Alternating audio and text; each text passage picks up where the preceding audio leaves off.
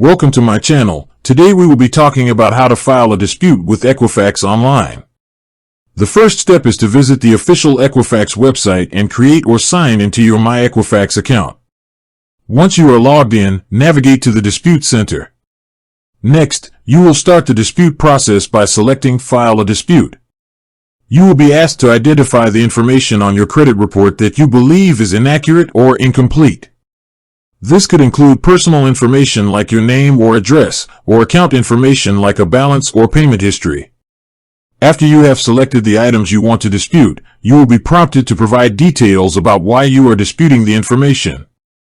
Equifax will also ask you to upload any supporting documents you have. This could be a bank statement, a letter from a creditor, or a police report if the dispute is related to identity theft.